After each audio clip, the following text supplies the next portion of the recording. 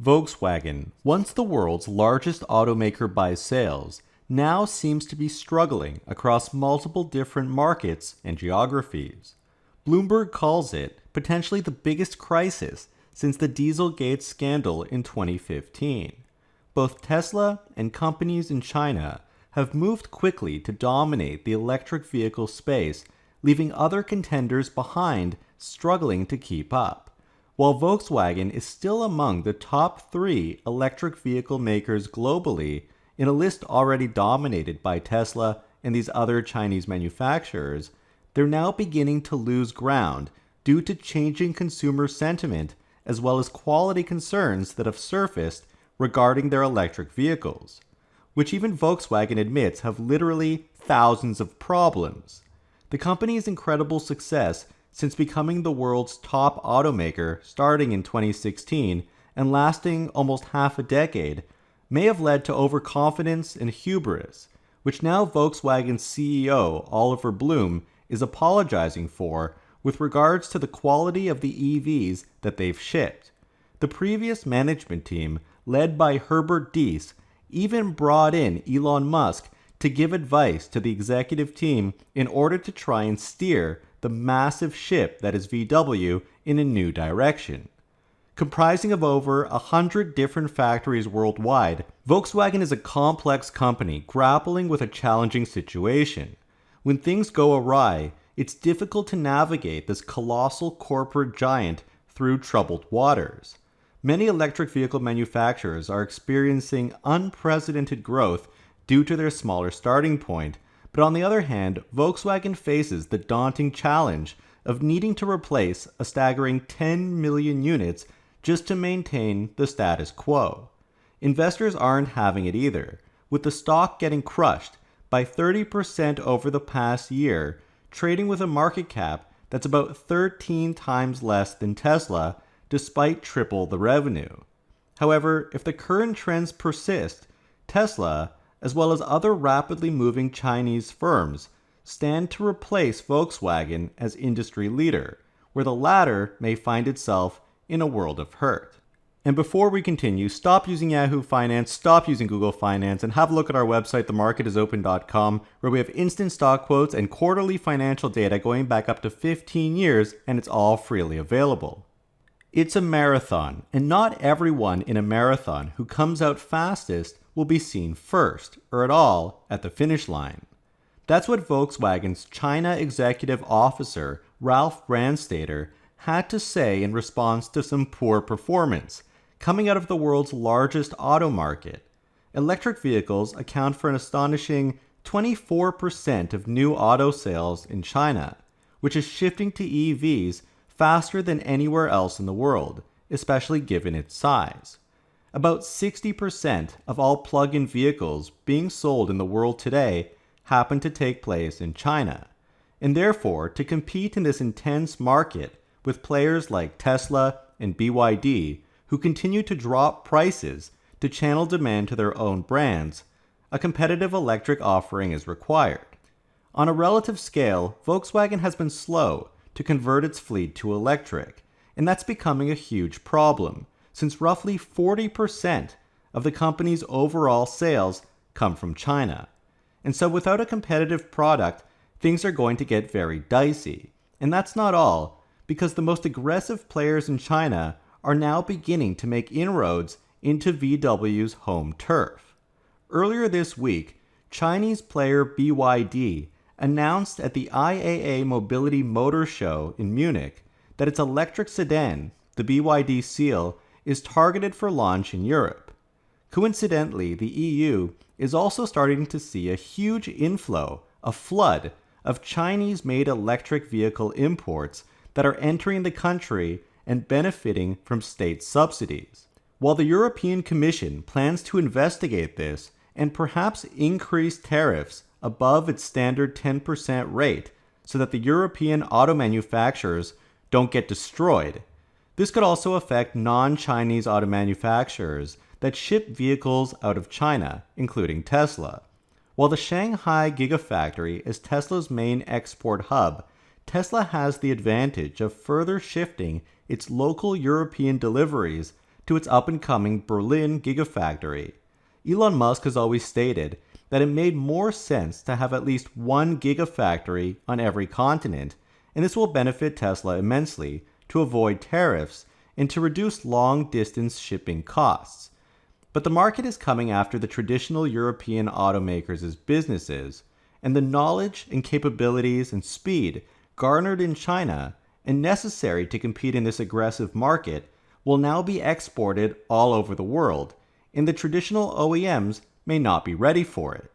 For instance, just this morning, billionaire Ron Barron commented on the big three US automakers, Ford, GM, and Stellantis, saying that Tesla can make vehicles for way cheaper than these companies. And not only that, but for every EV that they sell, that's one less ICE vehicle. And the gas cars are profitable while the EVs lose money. Volkswagen is in the same boat here, and while they represent a large chunk of Germany's economy and status, these financial dynamics don't stack up very well against a company like Tesla, which makes electric vehicles extremely profitably. Furthermore, Elon Musk threw in a curveball, saying that if Volkswagen doesn't switch to autonomous electric vehicles fast enough, they could be in big trouble. The company is still struggling with electric vehicles, not to even mention software or autonomous driving. Clearly, Volkswagen isn't going to have anything autonomous anytime soon, but perhaps Elon Musk is hinting that this large vehicle maker does have the option to license from Tesla, which would be extremely lucrative for the American car company. Meanwhile, at the Munich Motor Show earlier this week, Volkswagen admitted that the quality of its vehicles haven't been up to snuff. They're now saying that as a result of the new leadership change at the company, they'll now have more empathy for the consumers who've been disappointed with their vehicle purchases. While Volkswagen has 10-point plans and a complicated 5-point plan to try and redeem itself, many of the firm's mistakes are now beginning to haunt them. Even VW technical chief Kai Grunitz said that he was re-examining the research and development process to improve cars that come to market. This sounds like something obvious that should have been done in the first place before shipping hundreds of thousands of vehicles. He surprisingly says, "We won't bring a car to the road again like the Golf 8 or ID3 with thousands of problems." That could very much damage the brand of the company, especially through word of mouth of disappointed customers. This goes back to Brandstater's comments on how he views this race as a marathon. But if there are too many mistakes being made, the company may not last long enough for it to even be a marathon. Elon Musk certainly isn't looking at it this way, with Tesla operating at the utmost urgency with everything it does. With a series of highly refined vehicles out in the market, Tesla's technologically based products are spreading like wildfire. A marathon implies that there's time to catch up later, but once people sit inside a Tesla and try it out, it's very difficult at that point to rip the customer away from the new entrenched players. And so if Volkswagen loses enough market share, it may not be coming back. VW believes that its immense resources will help to turn the company around. They've already invested hundreds of millions in Chinese firm Xpeng to try and gain further access to technology. As a matter of fact, VW's first sentence of the IAA Mobility Summit mentioned their vision of shared autonomous robotaxis. They say, "We aim to win it with products, people, and passion." And they have a 10-point plan which they say they've made progress on. However, this seems more like a rehash of Tesla's vision. Tesla actually has in-house servers training in-house robotaxi software. They developed their inference chip, again in-house, which already appears in over 4 million Tesla vehicles. By the middle of next year, Tesla's compute power will eclipse the top 5 supercomputers in the world combined and is focused almost solely at self-driving. By comparison, Volkswagen literally has none of that. They have nothing. They've only recently tried to bring in-house software development for basic vehicle software like the operating system. They're coming off a base of having 90% of software outsourced. So how can they expect to win in autonomous robotaxis when they're outsourcing that too. The company isn't even thinking about NVIDIA graphics cards, let alone something like Tesla's Dojo supercomputer, so really, they may only be fooling themselves. VW's massive cash resources are also countered with piles of debt and liabilities. If hypothetically the sales truly and dramatically fall, then the company's assets, which mainly are aimed at producing legacy cars, are no longer as valuable. Yet the debt remains and must somehow be paid for. And so Elon Musk chimed in saying, "A great reckoning is coming." And it really is, because the debt only works with strong and stable cash flows. For large automakers who have basically enjoyed a happy oligopoly for multiple years, if not decades, they certainly have a lot of debt accompanying their highly profitable businesses. Typically, transitions to new technologies are very bumpy rides, and so the shareholders do seem to be a bit concerned about what will happen if the business becomes less profitable, given that Volkswagen trades at far below its listed book value. VW's transition to EVs is evidently a lot messier than it seems. This was revealed at the IAA Mobility Summit, where the company spoke highly of its electric vehicle platforms, all 4 of them, 3 of which are still on the roadmap. The current electric vehicles run on the MQB platform, which somehow stands for the Modular Transversal Toolkit.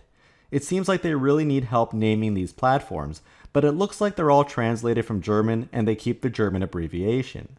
But starting in 2024, the next evolution in the operating system will be called PPE, or Premium Platform Electric, which is a modular car platform purposed for larger premium and luxury cars.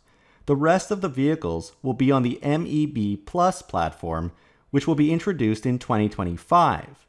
MEB stands for Modular Electric Drive Matrix, again translated from German, and it will be used for compact cars, SUVs, and vans. It's basically a platform tailored to almost every customer, and even Ford is using it through a partnership with Volkswagen. Volkswagen says that they plan to deliver 10 new models between now and 2026, which adds even more overhead having so many models. Speaking of 2026, that's when Volkswagen will launch the SSP architecture, or Scalable Systems Platform, to further complicate things even more.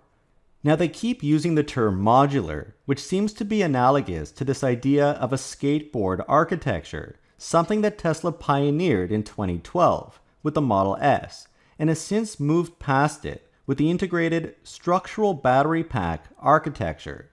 The modular approach is indeed supposed to be less complex, because various types of vehicle bodies can sit atop this skateboard-style drivetrain. But in a business where efficiency, weight, and costs are of the utmost importance, integrating the vehicle's parts to work closely together unlocks advantages in these key areas.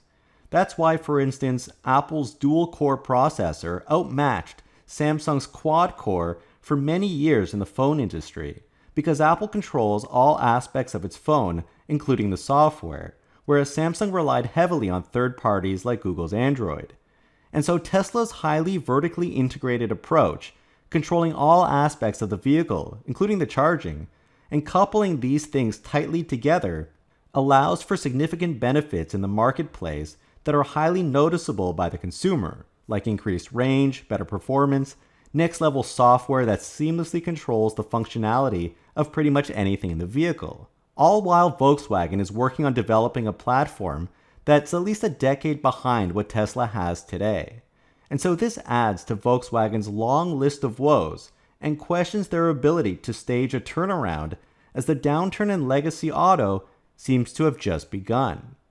So do you think Volkswagen will be able to fix the thousands of problems that they have and will reinvigorate the business, especially in China? Or is Tesla accelerating too quickly, causing VW to fall further and further behind? Don't forget to watch my last video on Tesla's sodium-ion battery breakthrough. Please hit the like button and subscribe, we would really appreciate that. And a huge shout out to all of our patrons that help to support our channel. Your support helps us to continue to make great content. Thank you guys so much for watching.